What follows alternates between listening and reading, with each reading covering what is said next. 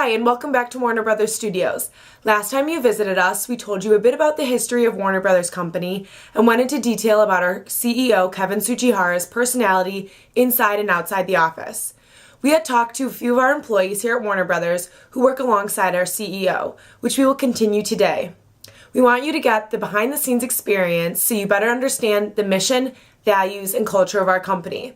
Without further ado, here's Juliana to talk about the organizational culture here at Warner Brothers. Warner Brothers is an organization that firmly believes in corporate responsibility. They promote corporate responsibility through their creative content, community, sustainability, and in their workplace. Their creative content gives them a platform to express their vision and shine a light on the diverse perspectives of the world. The community is a place where Warner Brothers can share in their resources and skills and serve the people who support them. Sustainability for Warner Brothers is in reference to the company making efforts to use energy-efficient programs, renewable energy investments, and using green production practices. Lastly, their workplace shows the corporate responsibility in the work that they create to create a culture that encourages, rewards employees in a variety of ways. As for diversity, Warner Brothers says that attracting and retaining a diverse workforce is vital to the success of their company. Warner Brothers has business resource groups, which are professional development networks for diverse populations. These groups help promote an environment of understanding, acceptance, and inclusion among all employees. Warner Brothers participates in a very adaptive culture style. Unfortunately, they do not clearly state any of their mission or vision statements, nor do they provide a list of their company's values. Though they do not outright say these or state these objectives, employees of the organization all seem to be on the same page and are willing to take risks.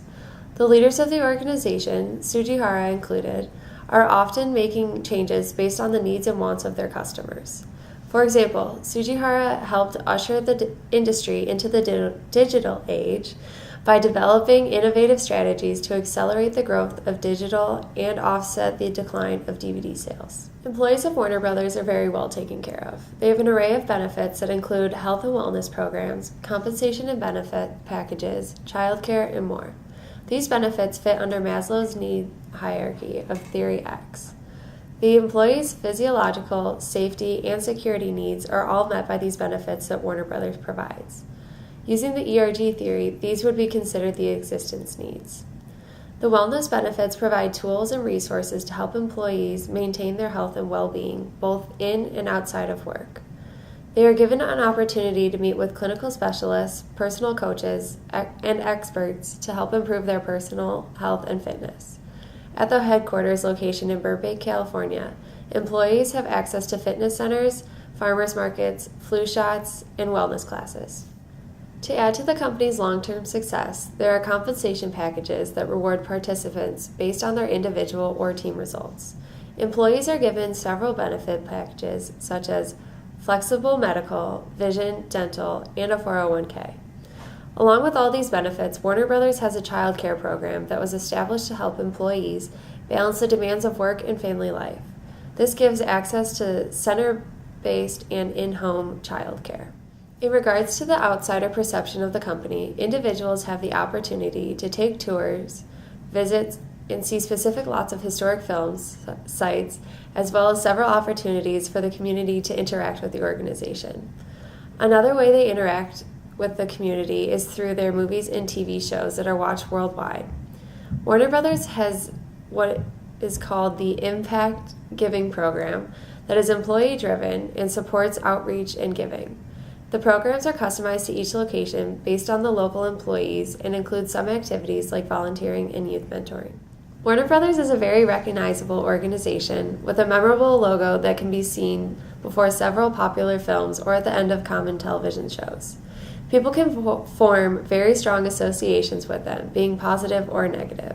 For example, many people think of the very successful Harry Potter series when they think of Warner Brothers, whereas some may think of flop films.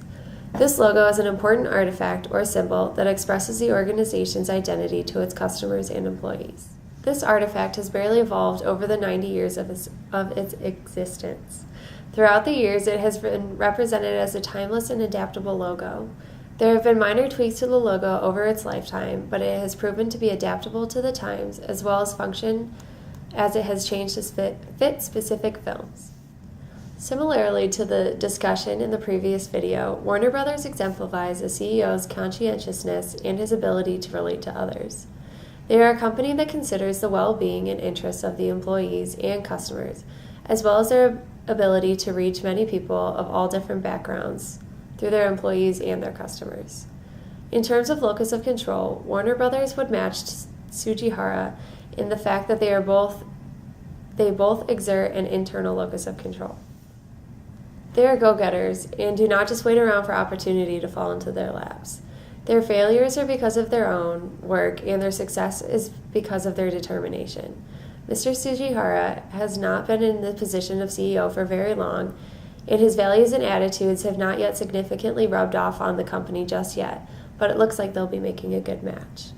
He said in an interview that he plans to remain focused on maintaining the unique culture of the movie and television studio in a tough environment, as well as maintaining the quality of the studio's content and its culture.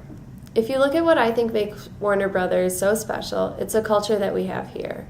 This is built over many years. It's embedded not only in the management here, but it's recognized by the creative community. And now here's Mark to talk about Tsujihara's style of decision making. Hello again. Turns out I wasn't one of the employees who was let go recently from Warner Brothers. That all being said, the Warner Brothers company just released a statement saying that as of November 4th, 2014, they'd be letting go 12.5% of their workforce in efforts to increase profitability of the company. Many would beg to ask the question, why would a powerhouse like Warner Brothers need to let go that many workers? It's such a big play. In the last few quarters, box office sales have been lagging along with a slow-growing television business. Box office sales are down 15% from the prior year. CEO Kevin Tsujihara released a statement saying, "We examined every aspect of our business to ensure that we are restructuring in a way that will allow to minimize the impact."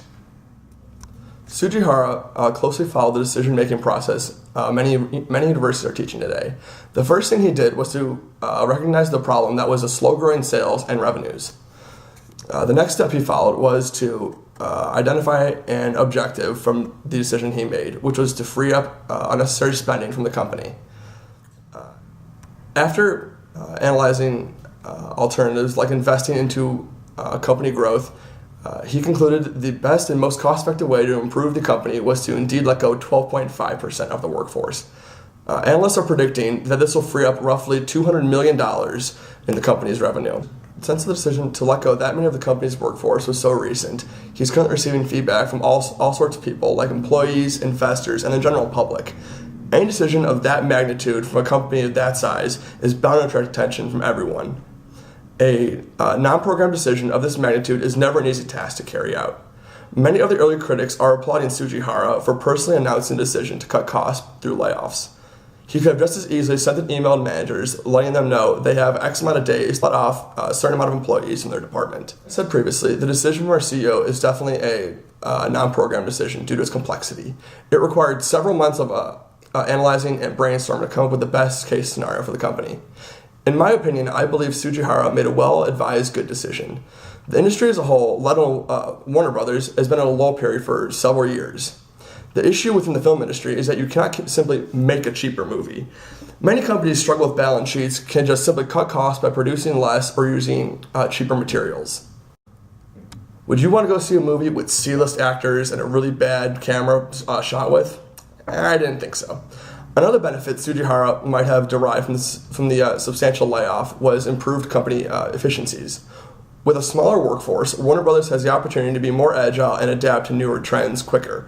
The movie industry is always evolving, so this is a good advantage for them to have. And now I'll pass it over to Brian to discuss Tsujihara's source of power.